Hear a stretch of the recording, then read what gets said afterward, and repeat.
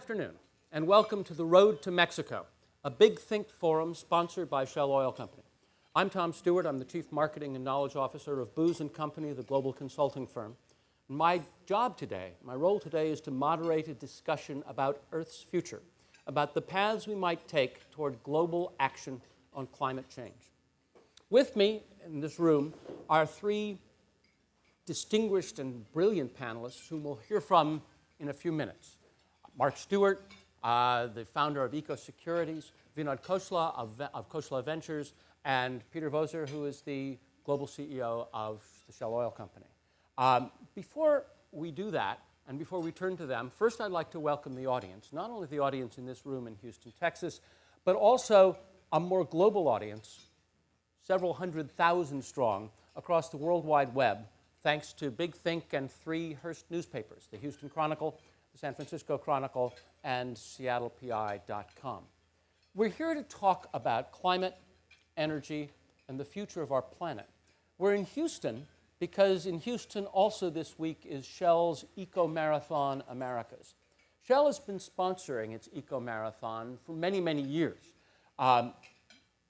with events in 3 continents, in North America, and in Europe and in Asia.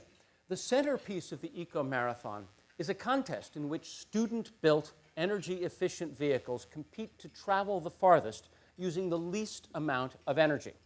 Alongside the Eco Marathon, we've been holding a series of discussions. This is the third, presented by Big Think and sponsored by Shell on the topic of our energy future. Eco Marathon is this really totally cool event. I was able to go over this morning and take a look at some of the vehicles that are produced by the students. They're college students and high school students. It's sort of like a soapbox derby for nerds. For young people interested in innovation, energy, and transportation, the Shell Eco Marathon offers a rare hands-on opportunity to stretch the boundaries of fuel efficiency using real-life experiences and technology. And this, for the first time, is going to be an event where the Eco Marathon Americas is actually held in an urban setting on city streets, and the streets going right around this venue tomorrow afternoon. So in effect, you'll be able to get highway mileage from previous events and city mileage from these sort of extraordinarily interesting cars through tomorrow. So it's a really neat event. It'll be followed by events in Germany and in Malaysia later on in the year. But there is another race going on. It's a race involving the world's energy needs and the world's growing appetite for energy and the Earth's carbon-carrying capacity. And it's that race that makes the Eco Marathon important and that makes this event important. Last night, a group met here to discuss what U.S. policy might be and what changes in U.S. policy might be made to try to get U.S. policy working for a greener and more efficient energy future. We talked a lot about the importance of putting a price on carbon, about the need to align incentives so that large corporations, entrepreneurial corporations, and individuals in their own behavior all find the opportunity to direct their energy toward the future we all know that we need. Today we're going to look more globally. For nearly 2 decades, since the Earth Day Summit in Rio de Janeiro in 1992, governments, companies, academics, and non-governmental organizations have been working to develop a framework for policy and for action to prevent or mitigate climate change without inhibiting economic growth and development. The issues aren't easy, as all of you know. The science is complex. The scale of the problem is complex. I mean, even in the midst of very rapid technological change, the sheer size of the world's energy infrastructure means that rapid change still takes a long time to develop and to diffuse. And the politics of the problem, if the economics and the technology of the problem are complex, the politics of the problem are, as many of you know in this room, even more complex. The world leaders who went to Copenhagen in December hoping for a new climate treaty came away with less than a lot of people thought that they were going to get, and a lot of people hoped for. A lot of excitement around climate change seems to have dissipated. In Europe, the price of carbon fell. But the issue did not go away. Carbon still pours into the atmosphere, and while there have been questions about the accuracy of some climate change data, the evidence for impact continues to grow. The leaders who met in Copenhagen are going to be meeting again in Mexico, in Cancun, later on this year. It's called the 16th COP, COP16, the 16th conference of the parties of that original Rio Agreement from 1992. What we need to do, and what I want to do this afternoon, is try to take a look at the road to Mexico, the road from here to then, from now to then, and ask the question of our panelists and invite you also to join in the conversation about what we can do to get momentum going again. Let me quickly introduce the people who are seated beside me. On my right, on your left as you're looking, is Peter Voser, the Chief Executive Officer of Shell Oil Company. It's a post he's held since last July. Previously, he was the Chief Financial Officer and the Executive Director of Royal Dutch Shell. And Peter has taken on himself, as the head of one of the world's great energy companies, to imagine what the energy company of the future will be, and to make Shell become that company. Next to him, Vinod Khosla is an entrepreneur, investor, and tech visionary.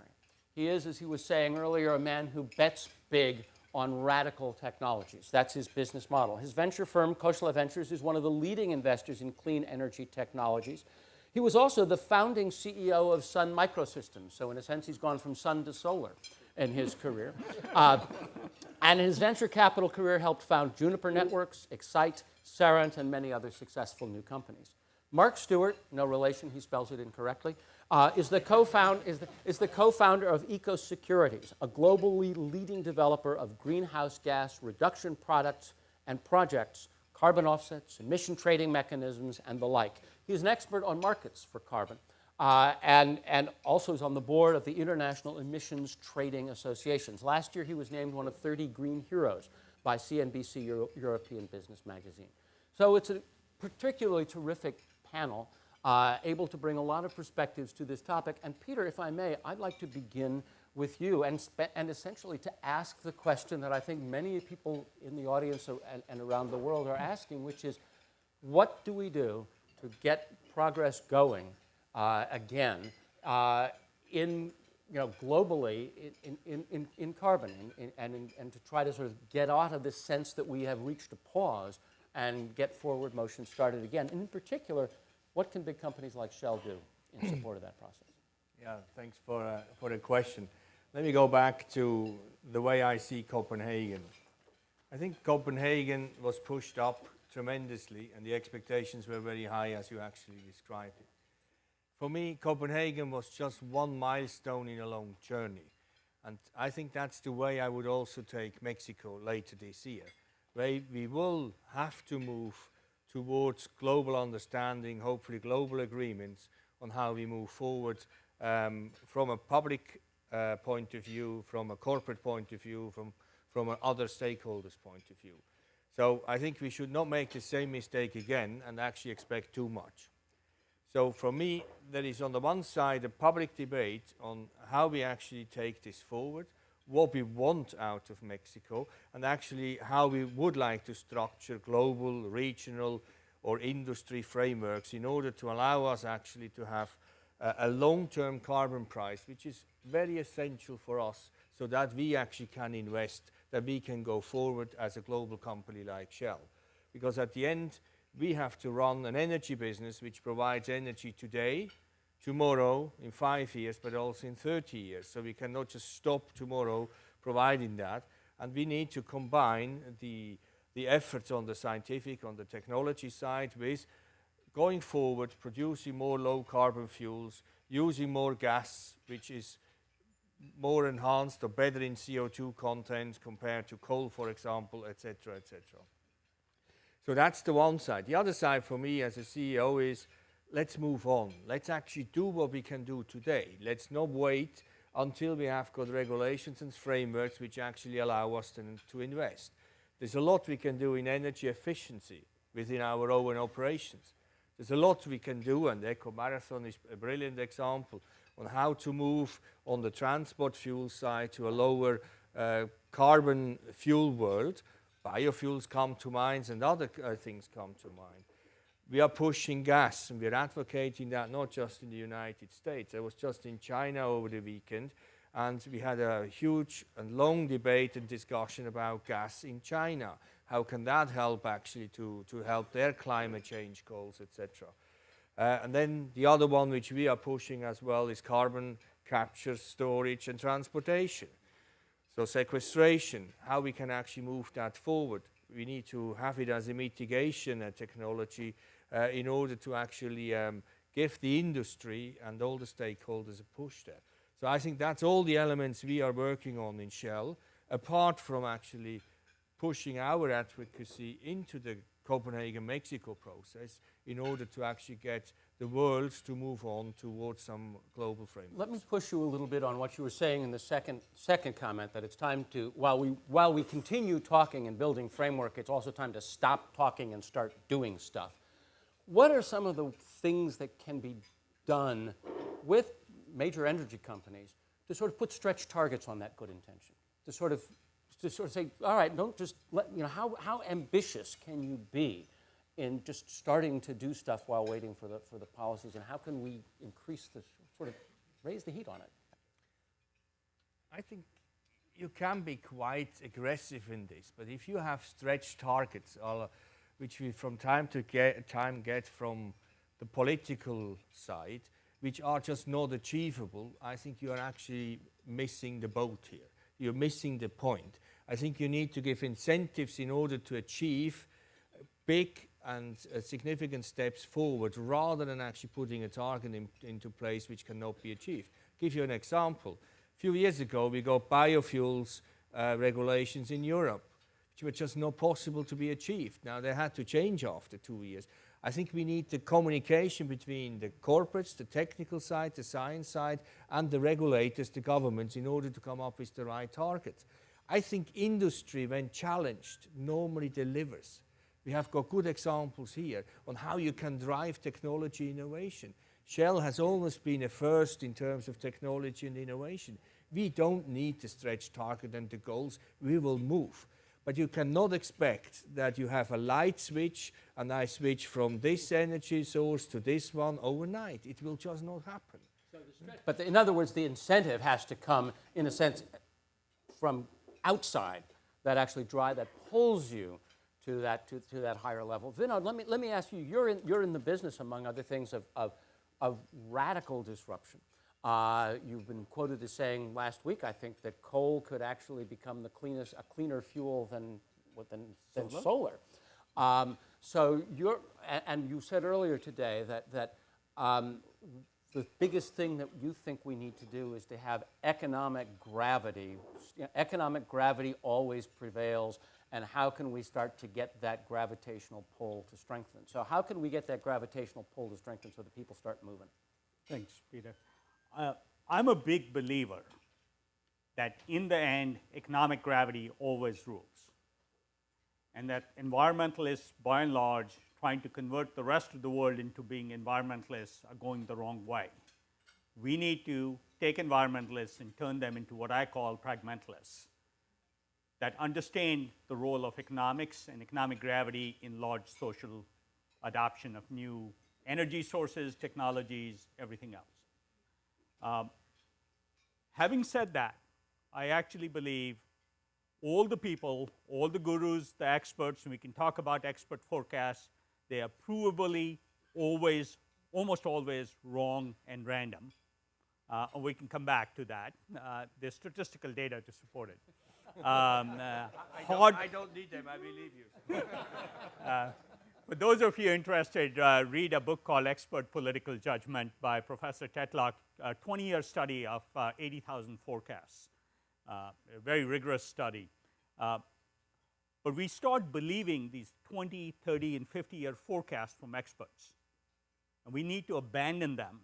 And instead of extrapolating the past into these future forecasts, we need to invent that future. We are well along in that future. I'm on record saying I can't imagine oil being more than $30 a barrel by 2030. And the reason is very simple. It will have to compete its way down to compete with biofuels. And the cost of production of biofuels is the marginal cost of rent on land. And if you look at fundamental economics, that's the number it'll drive to in real terms, real dollars.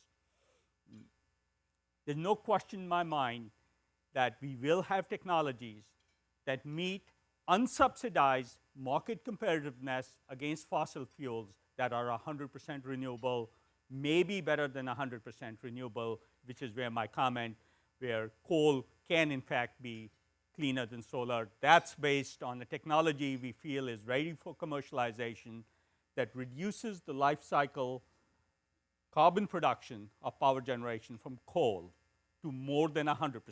So solar and wind can only do 100% reduction in carbon emissions.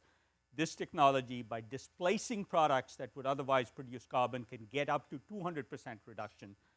Happy to go into it in more detail. But the main point is this: we have to bet on innovation and technology, and technology that's radical and different, and get our best talent working on this technology.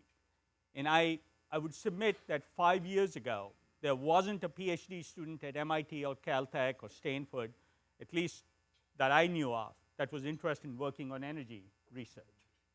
All the best minds went to biotechnology, nanotechnology, computer science, semiconductor devices, not in energy research. And that has changed, and that's why the future will be different, and why innovation will reach this point of unsubsidized market competitiveness. Because of that, I use my favorite phrase: these technologies will meet the Chindia price, the price at which India and China will adapt them without regulation. I believe we are far closer to that point than anybody realizes. It's an old rule of bureaucratic survival, never to put a number and a date in the same sentence. So you're not a bureaucrat, so I'm going to ask you to break that rule. You said these technologies will meet the Chindia price. Mm-hmm. When? So I believe carbon sequestration today for many carbon point emitters, many coal plants, I'm not saying most, I'm not saying all, many coal sources, can be carbon negative or carbon zero in the next year or two without a price on carbon, because they turn carbon dioxide, in this case, into useful building products that can be sold, and so carbon becomes not a problem but a feedstock. In the case of oil, I would say the same thing. I believe in the next year or so, renewable oil sources can compete unsubsidized with crude oil. I also believe those renewable sources would be biofuels and things like this. Biofuels. Right. Mm-hmm. Mm-hmm. I also believe on the consumption side of this, unlike, and I wrote a blog that got in me in a lot of trouble, where I wrote a blog about 2 years ago, said Prius more greenwash than green. And it is more greenwash than green. It is a completely uneconomic technology, and a McKinsey study came out, hybridization of cars came out as the single most expensive way to reduce carbon in dollars of cost per ton of carbon reduced. I believe it was about $100 per ton. And so we're picking technologies because the environmentalists love them, that feeds into the political appetite in certain political communities, and that's the wrong way to go. On the efficiency side, we're working on engines that can have 50% more efficiency without an increase in cost of the internal combustion engine. And I believe those are near commercial today.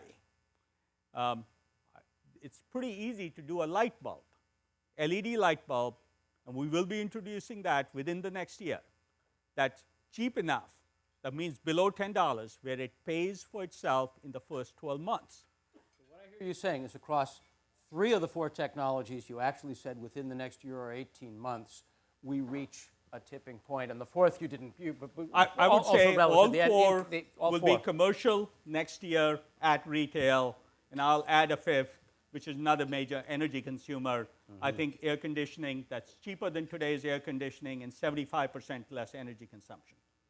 That's most of the consumption: lighting, HVAC, transportation fuels. I think we're done, right? So let's go home. But before we go home, there are a couple of questions I actually want, and let me turn to Mark on this. Number one of the things that happened in Kyoto was some people felt that this 18-year string that started with Rio, with the Earth Day Summit in Rio, that we sort of played out the string. And what came out of Kyoto was what was called a basic agreement, which was with the United States, India, China, Brazil, and South Africa, right? And those 5 sort of separated themselves and said, let's let's us talk. Let's take this offline and we'll talk. And Mark, the question I want to ask you, and then I want to get to the market mechanisms that seem to be somewhere between this future and actually achieving it. But the question I want to ask you is does the UN framework still have life in it?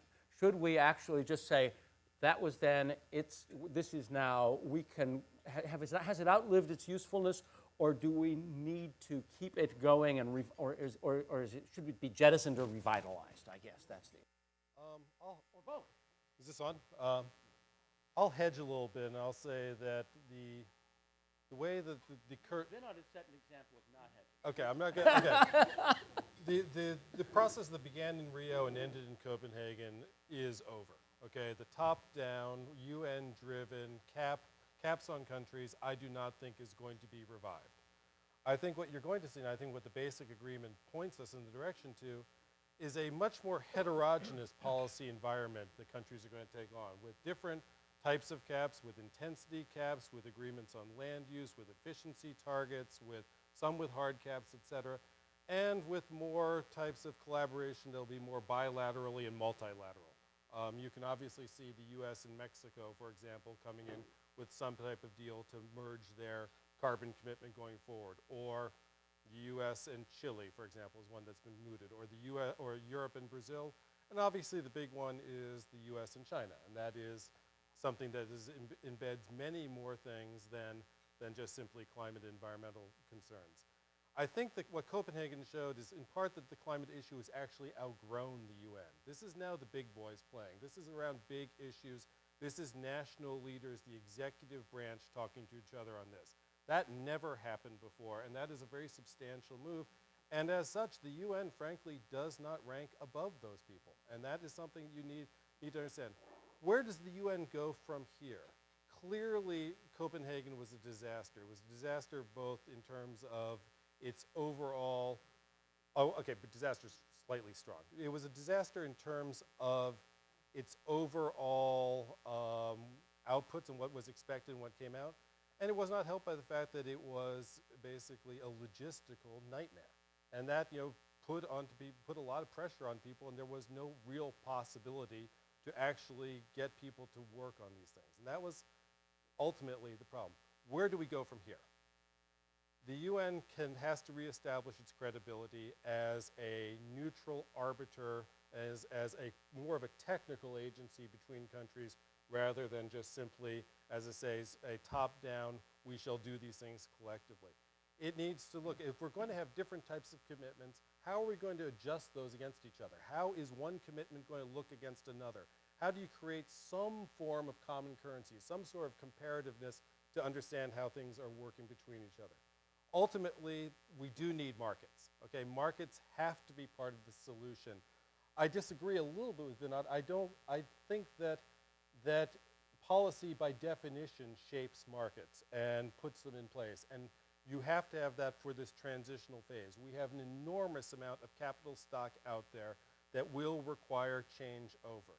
Not every single power plant is going to be able to put something on the back end of it that will enable it to produce viable materials for the building stock, okay? We do need ways of keeping what Kyoto showed us, that markets and innovation sprout up everywhere as part of this process. I worked in the CDM for the last 10 years, the Clean Development Mechanism. At the time of Marrakesh, when we first started talking about this, their projections were there'd be maybe 500 projects in the CDM, maybe 1,000. Right now, the pipeline is 5,000, and there'd be many more, except that the system can't handle anymore. We showed that when you give this type of incentive and people look for ways to reduce emissions, that they put on the carbon lenses, they find it. They might not find it in as radical, big picture ideas that Vinod and Khosla Ventures do, but I can tell you, I've been in a refinery in West Africa, Ghana, in the CEO's office, not exactly the center of what you would call environmental responsibility. We walked in talking about how we were going to buy the credits from their project. He called up his engineers, sat us down, and had 7 of us walk us through the ways that they were going to do, the things they were going to do around their plant in terms of heat recovery, gas recovery, other things, to reduce 250,000 tons a year, because they had that incentive. If you get rid of that incentive, And if you don't have markets working that really enable you to go everywhere in the world to find ways to get people to reduce emissions, you're going to not get the most economically viable solution. So what we need, what I think I hear you saying, and Peter, I want to ask you to comment on this, is that we may be coming up with a heterogeneous patchwork of agreements among nations, a patchwork of policies, and that unless we have some sort of very clear price signal that is so that you have apples to apples to apples despite this patchwork, I mean, the problem with a patchwork is that you could get a race to the bottom, right? Mm-hmm. I can find, ooh, here's a loophole through which I can dive. And what we're trying to create is a race to the top. We're trying to create the incentives so that you get a race to the top. And Peter, as you look at this future, first of all, do you think that that's right, that we're going to have this collection of bilateral, multilateral agreements?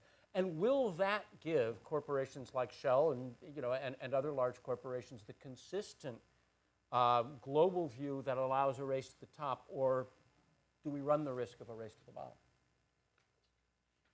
First of all, as Shell, we have always said we want market solutions, because that's in the longer term what we will think will give us the incentives to actually invest at the lowest cost possible in order to actually bring CO2 down to acceptable levels. Simple way. We have also said we cannot be a purist on this one, that everything works tomorrow. It will just not happen that. Having 45,000 people in Copenhagen trying to sort something out, it will never work this way. So I think I'm more pragmatic there and say we may start off with bilateral, multilateral, etc., in order to get actually going. And I think we can handle that. But I think in the longer term, if the market really will function and it needs to function, I think you will go towards a more globalized market environment. Now you can ask me the same question, is this 1 year, is it 5 years or 10 years? Do I care? Most probably I'm in the camp of I don't care that much at this stage. I want to get started, move, but it needs to come in the foreseeable future quite clearly. So I think I'm with what we have said. I'm not entirely sure that everything works in 1 year, but we can come back to this one a little bit later. But so therefore, market-based. Overall, I think you will have different countries doing it and regions doing it differently at the beginning. I also think we need, apart from the UN process, we need also the industries to start to work together. You need actually the coal industry to come together. How do you measure actually on a worldwide basis what is best practice, top quartile performance, how you want to drive that? I've got my head of refineries here. We need the refinery industry to come up with that. We have benchmark. So I think we need to actually, that's what I meant. We cannot wait until we have a global framework. We need to take the initiatives. And the industries always they do work best if they have, as an industry, then actually the challenge. And we are normally quite good in getting to the lowest cost solution. So I'm still convinced we will go on a race to the top. But I think it will be a kind of a volatile, bumpy road. Mm-hmm. And one of the questions I have, and this is actually one of the things that happens in the eco-marathon, is that there's a certain minimum speed. That if I could go in these wonderful vehicles, if I could go at sort of 0 speed, at the slowest possible ambling race, my miles per hour could be very good with a lot of technology. So I think there's a minimum average speed of like 15 miles an hour or something like this. So there's something that puts a little pressure there on the student engineers of these cars.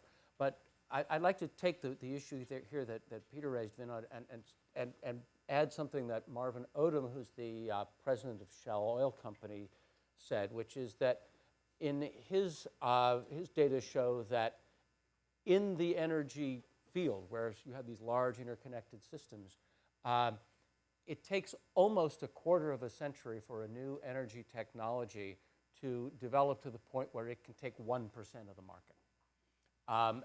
And I think we would all agree that that's too slow. And first of all, I don't know if you could challenge him on the data. I'm not sure he's here to engage the battle. But first of all, I don't know if the data are right. But let's assume that. How do we speed that up? How do we get that clock speed a lot faster? So I just want to clarify a few things quickly.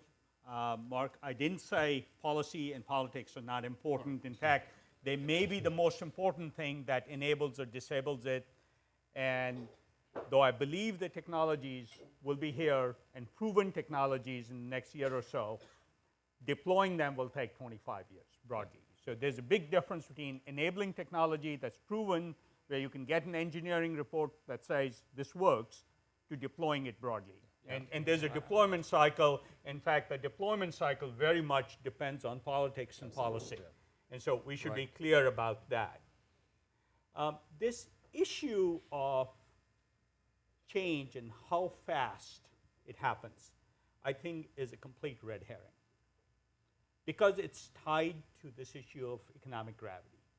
If people can make money at it, and I hear these forecasts, it takes tens of billions or hundreds of billions of dollars to change the refinery infrastructure, and you see these extrapolations. Let me give you a concrete example. In 1996, I had a similar conversation. I was known as a telecom investor with the CEO of every major telecom company in the United States. And I was told nothing had changed in 50 years. And nothing had changed. And I was on the board of one of these. And in fact, you couldn't even introduce a new piece of equipment into the network without going through the unions, because there were union rules of how many pieces of equipment a technician can support.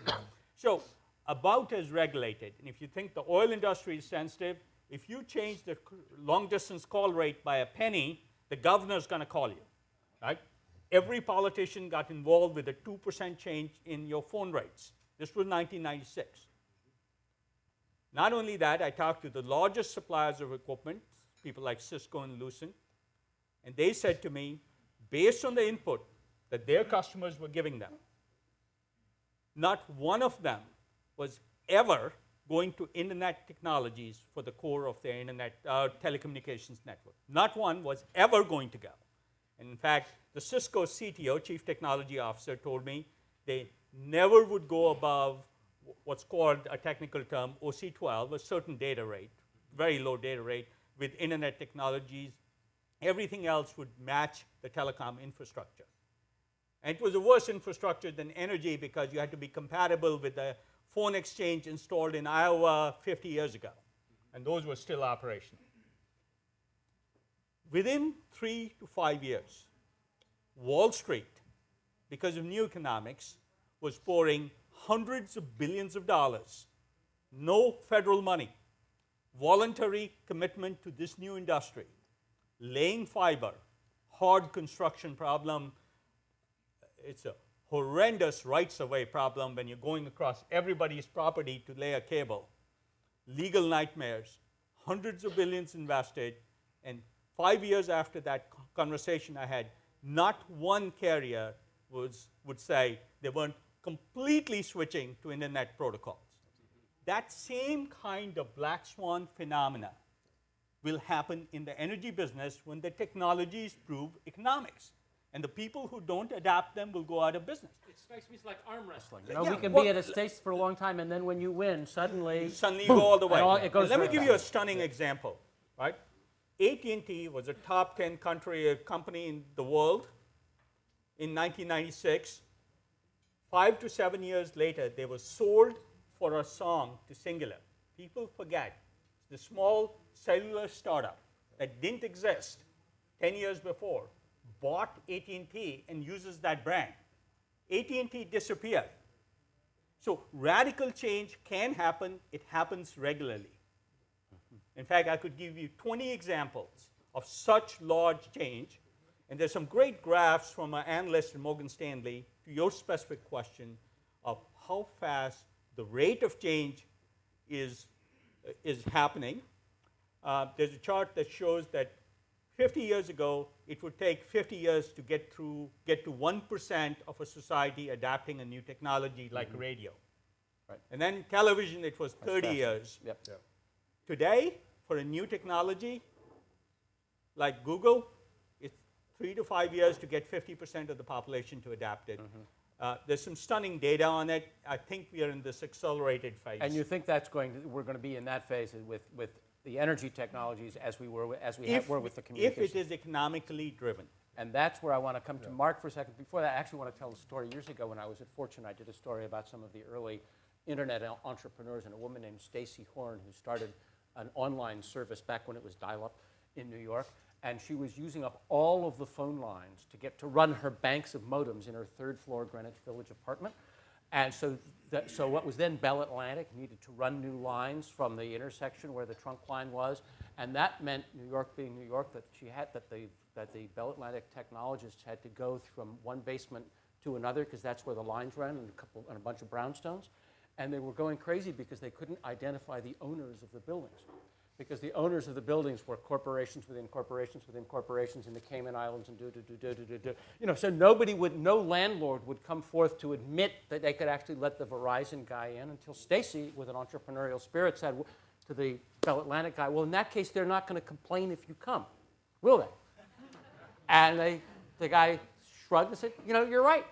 And so they just went right through and the heck with the regulations, drove the lines, and of course, modems are a thing of the past, but that's the kind of change in attitude that can happen.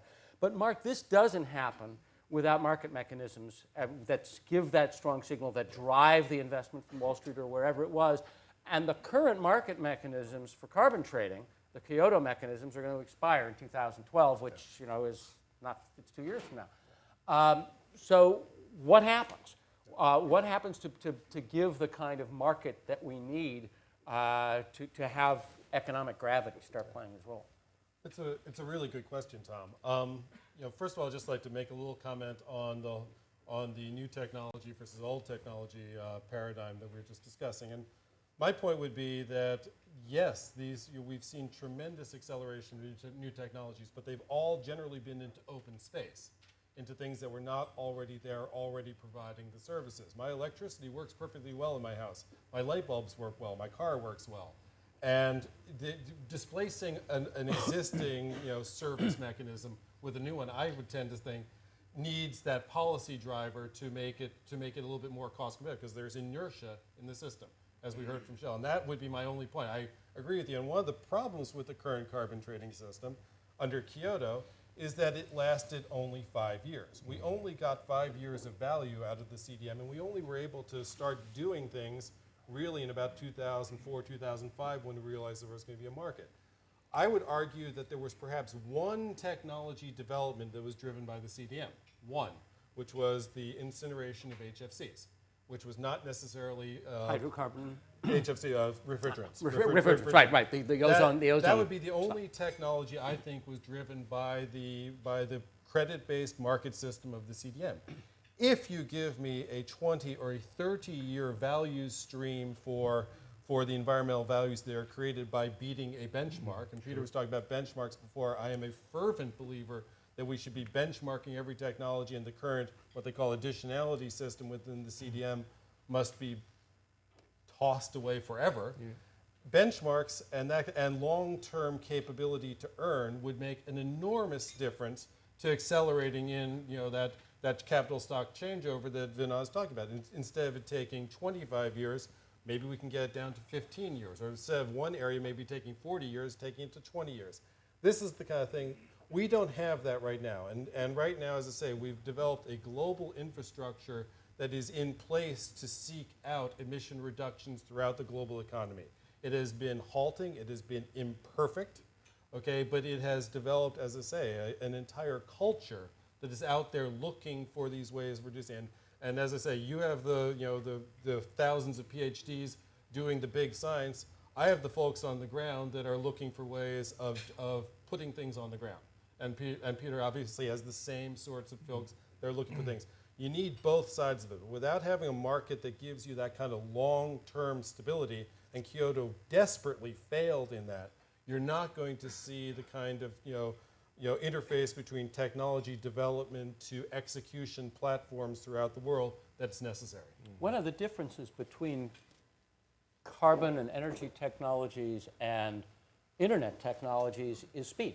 right? I mean, you can get, 3 guys in a garage and give them $50 I'm I'm sorry, exaggerating. I just have to disagree. The telecommunications infrastructure That's different. I agree. Yeah. changed I agree. in 5 years. Absolutely. Do you know the minimum, if you designed a new piece of equipment, there was 2 years of testing in the bell cord network before you can even introduce a piece of gear into the telecommunications network. It was so mission critical, I would submit more mission critical than most of energy, that the rigor around changing it was stupendous till companies started going out of business because they didn't have economics. And then suddenly all that changed. So I just have to sort of disagree with that and disagree with sort of this notion that carbon pricing is as critical as people make it out to be. Okay. Peter, you were sort of nodding in agreement with Mark as he was talking. Are we as you think about the importance of, I guess, long-term market signals to the decisions that you're making every day at Shell, what do you need in a pricing mechanism or in a policy mechanism that gives you the ability to make those decisions in the right way? And how do we get there from a I'll follow up with how we get there from where we are now. Look, I think you will never get certainty because in any business which invests for 30, 40 years, you have got a lot of uncertainty. You're starting with price uncertainties, technology uncertainties, government uncertainties, because they have been nationalized and denationalized a few times in many places. So I think what I'm looking for is at least a framework going forward and a mechanism in which I can build trust over time. And I think I'm not far away, and the two gentlemen are not too far away either. No, we're not. I think we're all going after market mechanisms at the end. You call it economical gravity, etc. I mean, what we are looking for is actually an incentive to invest in order to earn. Yeah, that's what we are looking for. And I think that will have boundaries in the longer term, and these boundaries are firmer at a certain stage, and they are a little bit uncertain at some other stages. So I think we can achieve that, and I think we are not that far apart. I think where I still struggle with some of the discussion is actually, and I hear telecom and I hear other things, but I think the vast amount of investments we need to cover the energy growth across the world, mainly in emerging markets, will not be delivered by the breakthrough technologies of the next 5 years because they are not scalable in this time. So I think we need also an investment environment to actually invest in those areas, and I'm fully with you. When I see China and India, how they're pushing the renewables part, they will make big steps. They will not need 25 years, I do agree. But the rest of the world may actually need those 25 years or longer. But it's also how are we going to invest and finance between now and 2030, 2040. So we will have on the one side a bridging job to do, quite clearly, and we will have to keep the growth under control because energy, and I use this sentence quite a bit, energy powers your life and it sustains your life as well. And we cannot afford to tell those who don't have the energy intensity as we have it today in the US or in Europe, to tell them you have to wait 30 years. So let's just also bring some realism in here. We need both, and we need vast amounts of money. And this sort of cuts in two directions. In the next 30 years, I think, 1/3 of a billion people in India and 1/3 of a billion people in China, and that, if I can do this math, that's 2/3 of a billion people, will be moving into cities. And city life tends to be more energy intensive than rural life, and certainly rural village life, which is what many of them are coming from. So they are going to be moving into urban environments and consuming more energy than they used to. We've also done some data. We just the week that General Motors declared bankruptcy, we published a white paper called "The Best Years of the Automobile Industry Are Ahead of It," because we were actually taking a global perspective and looking at the fact that if you look at the development of India, China, Turkey, Mexico, Brazil, a great many other countries, a lot of them are passing that moment of GDP per capita when suddenly they buy cars. And that's happening in China right now with, 25% growth in the automobile market every year, I think, and that compounds at that means in 3 years you double it. So you have this extraordinary growth in opportunity for people, but also this extraordinary growth in demand for energy. And this is, I think, one of the reasons that Copenhagen foundered, is the sort of the battle between the energy haves or the economic haves and the economic have-nots, and they're saying, hey, we can't, how can we get that conversation to change from a standoff, which it really is right now. It is sort of two, bulls engaged like this and nobody's moving. How can we get that conversation to start moving to find the we hope for win-win in there? Do you want to take a stab? I mean, I'd love to hear everybody on this. I'll pick up from where Peter left, because Peter made a very important point that I think is often misunderstood. People need energy to power their lives. And I like to say there's 500 million people on this planet that enjoy an energy-rich life. We will need 5 billion, maybe 9 billion people by 2050 to have an energy-rich life. We won't get there through energy savings or efficiency. So the fact is, the world will need 2 to 10 times more energy here in the foreseeable future. The carbon cap and trade Kyoto Protocol was deeply flawed in one very important way. It said, here's a cap on carbon. And it didn't differentiate between economies like India and China that wanted to grow 10% a year, and economies like Japan and Eritrea that are growing less than 1% a year. You can't have a cap independent of the economic growth rate. You can't have a cap independent of whether the per capita income is $1,000 a year or $35,000 a year. What you can have, and I wrote a paper on this, it's on my website, coastalventures.com, called "The Terms of Discussion Around Carbon Cap Are Deeply Flawed." They should be discussions about the carbon efficiency of GDP, allowing decoupled rates of growth for every economy in the world. And that is the only basis that can be morally described as fair. Grow at any rate, but subscribe to a global standard of carbon efficiency per dollar of GDP.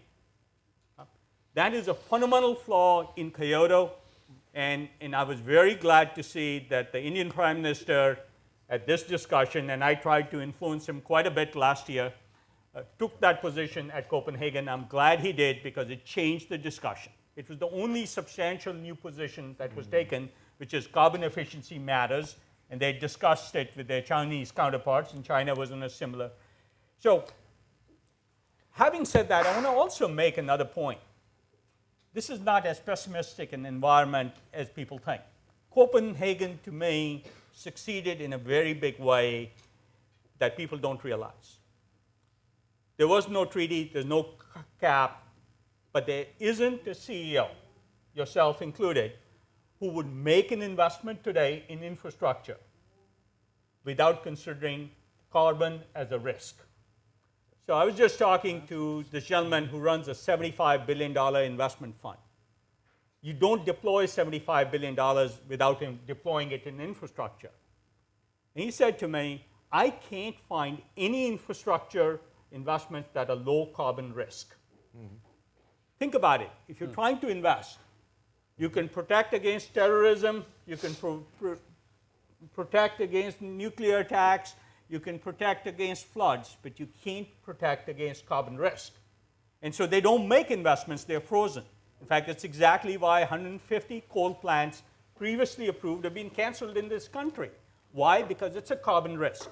So I actually believe things like Copenhagen and Kyoto have brought that risk to such a big level of visibility that it is a part of all corporate decision making, and 80% of the benefit of carbon pricing is already done. In fact, uncertainty actually adds to the risk and has people consider carbon. But in order then to take that risk or not take that risk, you have to be able roughly to quantify it, and that's where we have a problem, Peter. So at this point, the band of variability around that risk is simply, needs to get a little narrower. Yeah, no, I think we can deal with the quantification and the pricing, because that's the same like oil and gas. You need to have your views. What we need to know are actually it's more the rules. It's the legislations around it.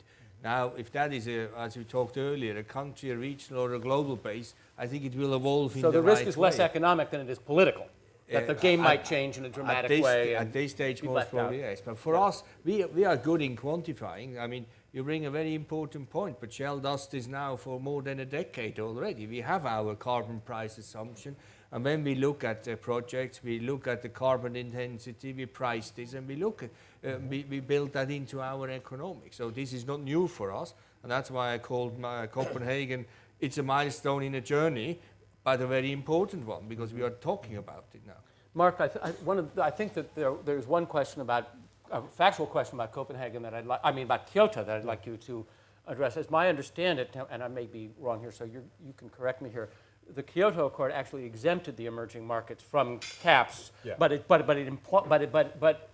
the fundamental idea was that when we come back to, we'll bring you back into that same framework. I think, is that the way we square the circle of disagreement? Exactly. Yeah. They had tier 1 countries and tier 2 countries. Right. Exactly, and nobody in Copenhagen thought that China, which had probably 1/3 the emissions of the United States in Kyoto, would be more than the U.S. afterwards. And I completely agree with Vinod. I think we need to move to an intensity basis.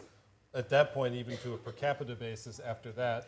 But the idea of that benchmarking industries across that is extraordinarily synergistic with that. And I think that all these pieces do eventually come together, but it's a very complex negotiating to get to that point. Quickly, what do you mean by benchmarking across industries? So we have a carbon intensity metric that we share across economies, and then do we also do the same thing sectorally? So we have a carbon intensity comparison between Shell, BP, ExxonMobil, or between coal, gas.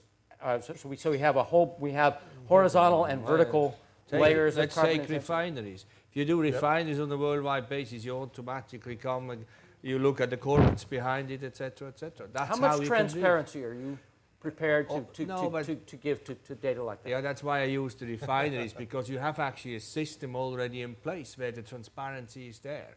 And I think you can drive this without having too much of a commercial sensitivity around it. Some others you can't, but I'm pretty sure you can do a lot, and I'm not the absolute expert, but you can do a lot on the upstream side as well, when you have oil production, etc., etc. I think in general, businesses tend to have a knee-jerk reflexive reaction against transparency, thinking that things will be competitive that turn out not to be, or turn out to be less competitive than they thought. So we could probably have more transparency than a lot of people might instinctively realize.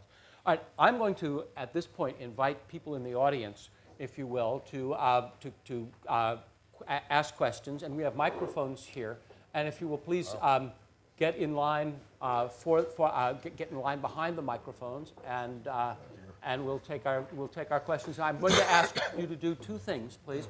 Number one is to identify three things. Number one is to identify yourself. Number two is, if you have ask a question of a specific person, ask a question of that specific person or of the panel generally. And three, I'm going to exercise moderator's privileges, and I'm going to cut off all speeches.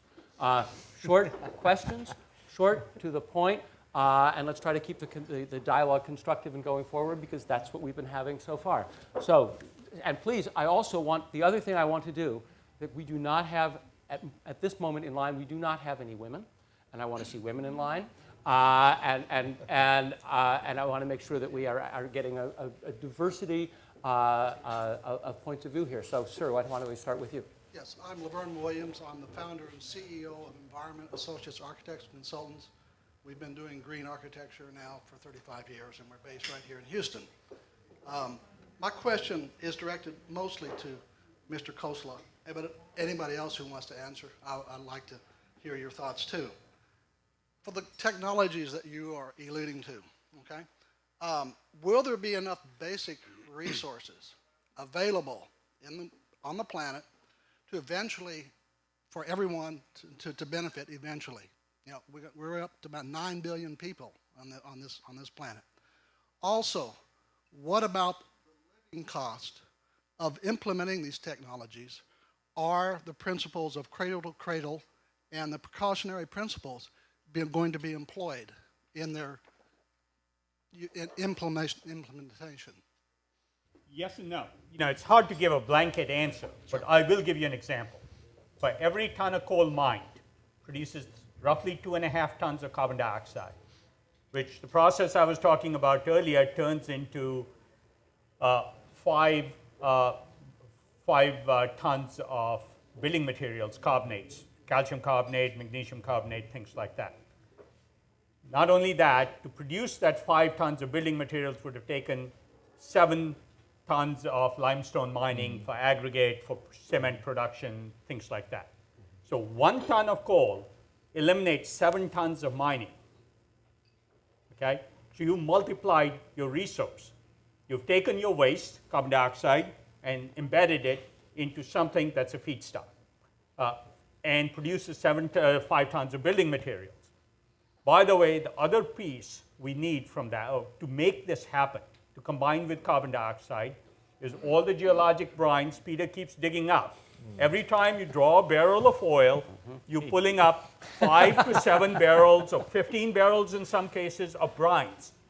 Those brines have the calcium hardness and often the alkalinity that we need to drive our process. So I can remediate his brines with the power plant's carbon emissions or the refinery's carbon emissions, produce a building material that reduces mining by 80% or more. Sounds like you found a way for not two only lungs to make... that, because I've remediated his brines and I don't have any of the hard stuff in it, no calcium in it, I can desalinate that at a fraction of the energy cost it would have taken to desalinate that, and fresh water is my byproduct. That's a creative solution, that's one example. Now I can give you other examples that don't give the cradle to cradle, but in fact this is actually a stunningly attractive example where all of it works at 0 price of carbon. So by cradle, to clarify, that simply means that we're looking at the whole cycle of that carbon molecule from beginning to end, that we're not sort of throwing some of it out back. And the waste products from oil extraction and... It sounds like a case of 2 wrongs making a right, actually, when you put It these, does. when you put Too good these, to be when you true put is these what two, people tell two me. things together. Thank you very much. Thank you. Yes. Good afternoon. I'm Rob Stavens, a professor of business and government at Harvard University, director there of the Harvard Environmental Economics program. Thank you for a wonderful discussion. I agree with much of what's said, although a few of the things that were said I found to be, I want to say this nicely, inconsistent with the facts as I know them. Having said that, It will be boring otherwise. Members of the panel for tremendous. And I believe that something upon which you agree is that eventually anything that will happen with climate change will happen through markets. And I think there was also some agreement, not complete agreement, I guess, that that will require price signals being implemented, essentially additional price signals through governments. And I think you would also agree that individual governments really won't find it in their interest to take action on climate change because it is a commons problem. The benefits to an individual jurisdiction are inevitably going to be less than the cost, and therefore international cooperation is required. So I have 2 questions on that as the premise. Since you seem to agree that the United Nations process is probably not the key process going forward, question number 1, would you agree that the more promising process going forward would be either the G20, the finance ministers of the world, often, of course, the heads of state participate in those meetings.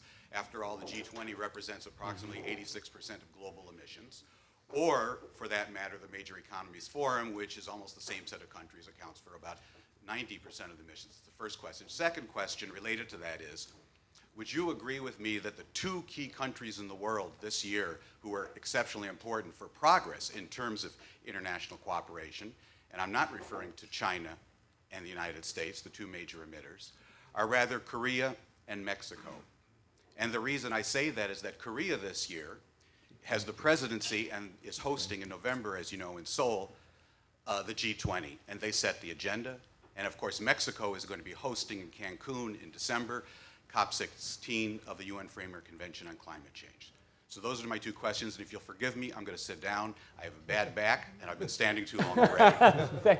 those are two very interesting. Mark, we'll take these apart and spend a little time with Mark. Yeah. Yeah. First of all, I would very much agree with the assessment that the G20 or the MEF's process is very likely to be a major pusher in this whole process. Completely agree with that. As I say, you can get five signatures and get about 60% of the world's emissions. You get another 10 to 12, and you're up to that 85% range. Absolutely, it's far more efficient. And those countries have far more intertwinings of their economies already. In regards to Korea and Mexico, yes, Mexico, absolutely. Mexico has a huge job. We're going to hear a little bit more about that later. To basically pick up the ball and sort of show that we can, as a community of nations, take this forward. Korea, 100% agree. I'm really glad you said that. I've been spending a lot of time in Korea the last couple of years. They have been very deeply engaged in trying to figure out how they're going to be engaged in the carbon world. Their emissions profile versus the idea of a 1990 cap would be insane for them to take on, just as it would be for China or India or anybody like that.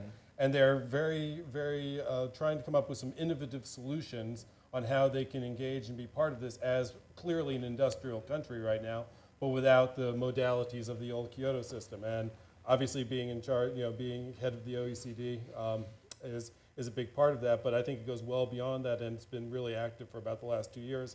I think what comes out of there is going to be a very, very important precedent.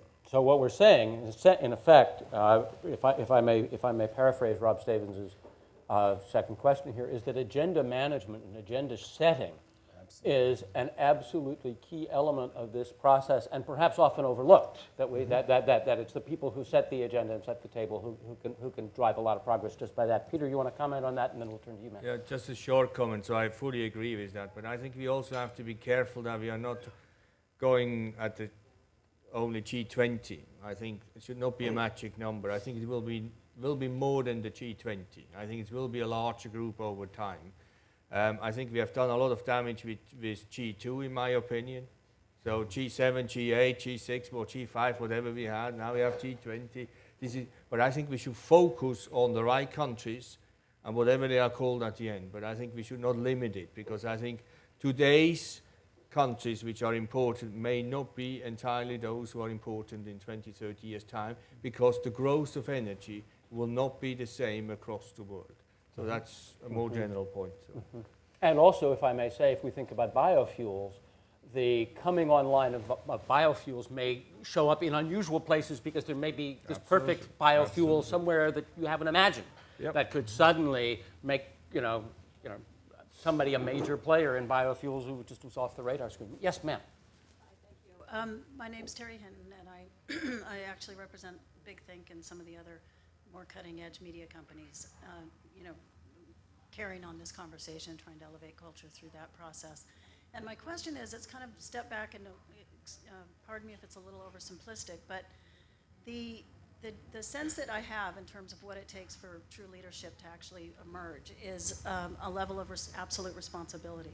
And I'm wondering if in any of your minds, if there's a sense of a leader or a leadership, whether it's an organization, a company, an individual, or a combination of individuals, that has anybody grappled or understood that there's that and wants to take absolute responsibility for this change that we're talking about, and has that leader is that leader in sight? Has it emerged as either an organization or Sort of the Archbishop Tutu of climate change, if you will. That's right, exactly. And an absolute, because there's an absolute, and leaders, the best leaders emerge through that kind of absolute responsibility. So I'm just wondering if there's any comments on that.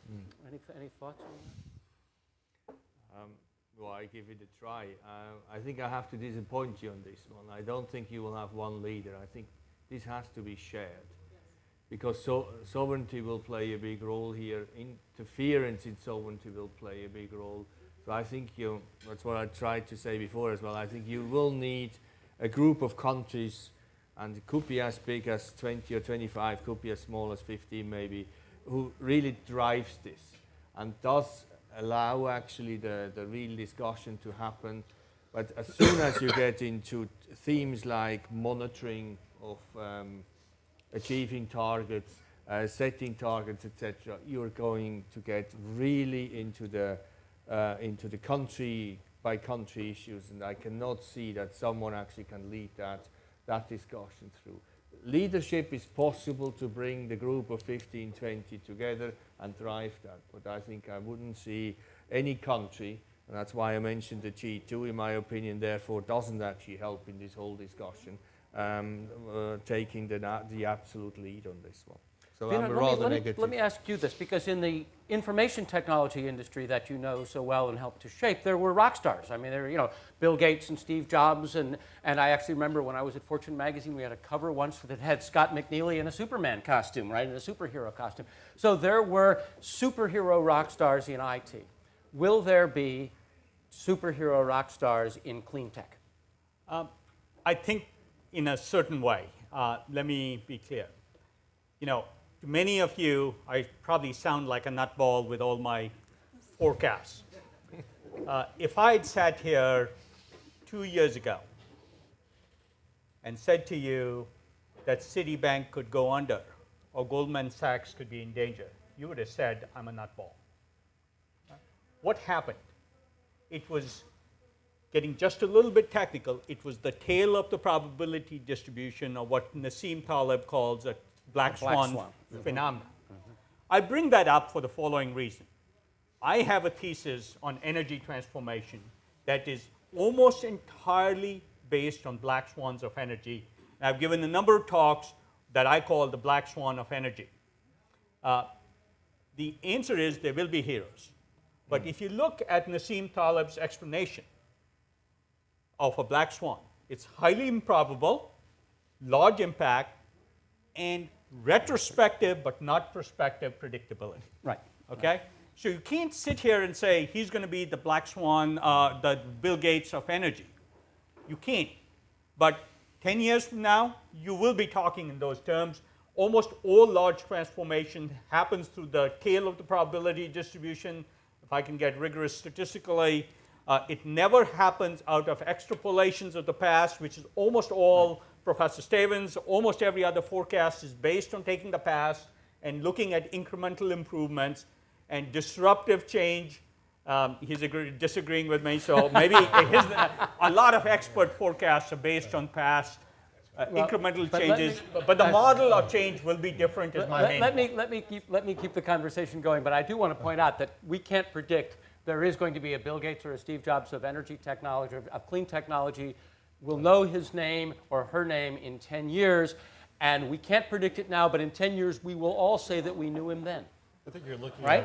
at And so can I make another point? Which yes, is, I want to. We have just a few more minutes, and I want to make sure if there are any other questions here. We have one more minute. All right. So make a quick point, and then, sir, if you have a quick question, we can. You see thousands of these examples of things you should do to be greener. 99% of them are complete nonsense and irrelevant. There's only 2 or 3 things that matter, and 80% of the carbon impact will be because of less than 5 technologies 10 years from now. Right, and that will be. I think you will have technology heroes because they have the right technology and they are the fathers of those or the mothers. But I think in energy, and I said this beforehand, it just drives our life so much. You will not get away from very clear sovereign issues, and you can have those absolutely great heroes, but it will always be driven by that. The great heroes in an environment of a lot of negotiation and some very technical questions. One chance for one quick question and then a quick response, and then we're going to have to move on. Yes, sir. Dr. Jim Hansen is a NASA climatologist. I'm sorry, your name, please? My name, Tom Vallone, Integrity Research Institute, Washington, D.C. I wanted to address the climatologist position here, which may have not been represented successfully in the panel. And specifically, Jim Hansen, who's a colleague of mine, has a voice and should be heard, specifically about his demand for 80% reduction by 2030 in carbon emissions. This seems like an impossible task, but the fact is he's attacking the coal industry, which is only 20% of our energy consumption. 40% is petroleum. My question to Shell is, can the Shell make such a commitment of 80% reduction by 2030?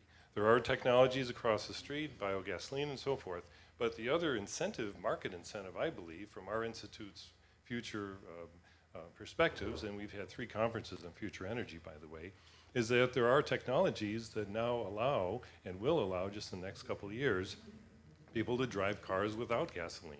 not only electric rechargers, but totally new types of technologies. Will the Shell of the future be able to adapt when their product becomes obsolete? It's a great question. Can the fossil fuel company become the renewable company? And in this environment where, as many people say, we have to actually think of an absolute serious reduction in carbon overall. And we'll leave this with you, Peter, and then I'm going to wrap it up, and thank you. I think as any energy company in the world will have to deliver the energies of the future. And this will be a mixture of fossil-driven energy, it will be renewable energy-driven, and whatever you can come up with. But these are most probably the two. I think that's our calculations, by the mid of this century, you will still be predominantly fossil resource-driven. Hold on. Resource-driven. These are our calculations. What is our objective is very clear, to provide the world with energy, but we also are absolutely clear that we have to meet the increased demand with a much lower cost to the environment. And that drives our innovation, it drives our technology, and it drives our target setting for the longer term. So we are not committing to 80%, 50%, or whatever. These are for the states, the governments, to do so, and we will do our piece actually to drive it. This is actually a great way to end it, and a great point, because I think what we've heard and continue to hear, and is part of what has made these negotiations and this policy and these developments so complicated and so difficult over the years, is how many forces are engaged. We have the force of the development of emerging markets and development of demand and of a higher quality of life for people who've had a very low quality of life, and that's, there's no way to resist that. We have the question of how much Earth can take, and is there a cap? Is there some number where we have to say, sorry, it's not BTUs per unit of GDP. There's got to be some absolute number. We've just got to suck it up and bite that bullet. We have the emergence of new technologies, some of which may be so revolutionary that, as you say, they're unpredictable now. No, we have to watch our time. I have to do this. I'm sorry, I hate to cut anybody off because it's been too good a discussion. But we have the emergence of new technologies that could completely change the paradigm here. And we have the complicating questions of continuing to live in the house that we've built while we're building a new house, and this very complicated policy environment in which we want to create, the circumstances across complex jurisdictions so that what you've rightly called economic gravity can start having its full and eventually, in that arm wrestling metaphor, its very dramatic effect, its tipping point effect, which may then eventually get to that resolution of that need to reduce, that opportunity to reduce CO2 by 80%. I would like to ask everybody. The panel discussion now is ended, but we're not quite done yet. But I would like everybody here and on the web to join me in thanking Mark Stewart, Vinit Khosla, and Peter Voser for what I think was a really terrific discussion. Well,